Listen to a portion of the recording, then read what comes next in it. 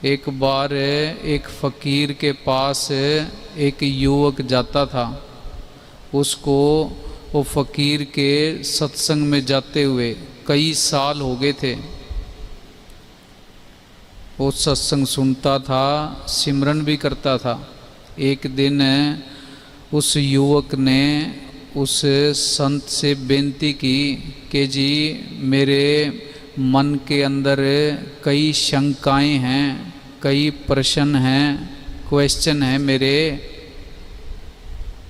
जो बार बार मेरे को तंग करते हैं। मैं सिमरन पे बैठता हूँ, मेरे आगे आ जाते हैं। मैं आपसे, अगर आप बुरा ना मानो तो ये वो क्वेश्चन आपसे पूछना चाहता हूँ। वो संत कहने लगा कि भी इसमें बुरा मानने की क्या बात है, जो भी तेरी शंका है उनको तू दूर कर ले।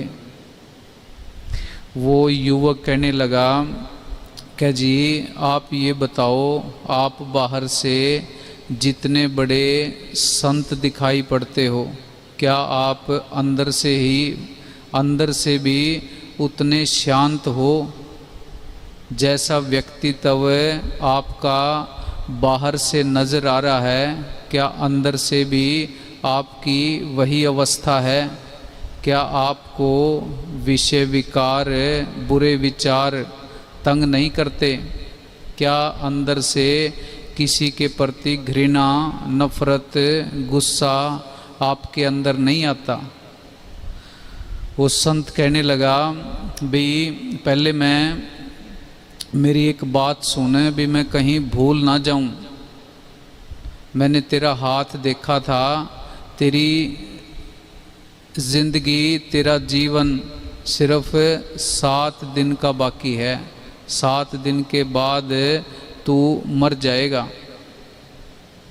ये बात मैंने तेरे को इसलिए बताई है भी तेरे प्रश्नों के चक्कर में उत्तर देते हुए कहीं मैं ये बात भूल ना जाऊं। अब तू पूछ मेरे से क्या क्या बातें पूछनी हैं। वो कहने लगा कि जी मैं ये बातें पूछने के लिए आपके पास फिर कभी आऊँगा। वो बेचारा चिंतित हो गया, उदास हो गया, डिप्रेशन में चला गया। उसकी टांगें कांपने लगी।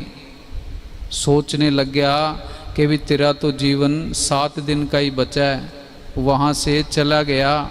उस फकीर ने उसको रोकना चाहा, भी तू कहाँ जा रहा है, उदास क्यों है? जो प्रश्न पूछने हैं वो पूछ। 7 दिन की ज़िंदगी बहुत है, उदास क्यों होता है? वो भाग लिया वहाँ से, अपने घर आया, खाना पीना छोड़ दिया। सारे रिश्तेदारों को, दोस्तों को पता लग गया कि भी इसकी ज़िंदगी, इसका जीवन 7 दिन का है। 7 दिन के बाद ये चोला छोड़ देगा। वो खुद भी चिंता में रहना उसने शुरू कर दिया। खाना पीना छोड़ दिया। घर वाले उदास रहने लगे। जब 7 दिन पूरे हो गए, शाम के टाइम वो संत उसके घर गया। उसके घर के बाहर भीड़ लगी हुई थी। वो संत उनके बीच में से अंदर उसके पास पहुंचा। जाने के बाद उस युवक से पूछा भी पिछले 7 दिनों के अंदर तेरे को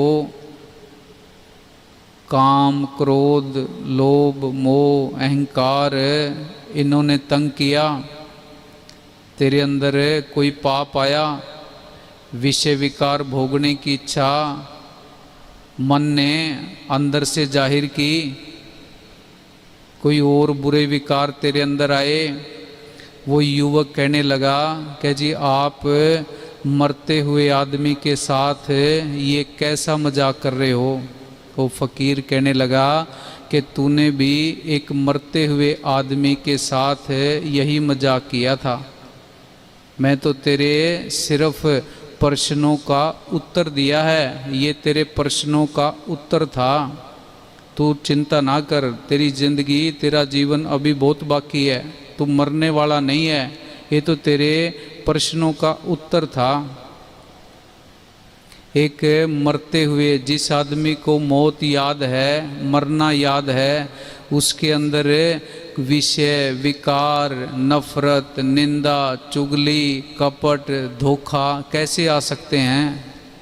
हम ये सारे गलत काम तभी करते हैं जब हमें मौत याद नहीं होती।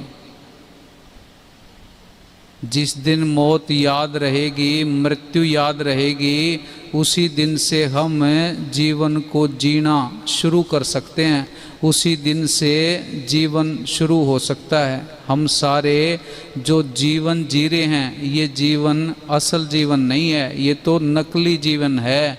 जीवन की शुरुआत उस दिन से होगी जिस दिन हमें ये बात हमारे दिल के अंदर, मन के अंदर पक्की बैठ जाएगी कि मौत हम सब के ऊपर आनी है, हम सब यहाँ मेहमान हैं। जीवन चाहे 7 दिन का हो, 10 दिन का हो, 10 साल का हो, 50 साल का हो, क्या फ़र्क पड़ता है? उस जीवन को हम जी कैसे रहे हैं, सारी बात इस बात के ऊपर, ये आधार इस बात के ऊपर निर्भर करता है। हाँ जी।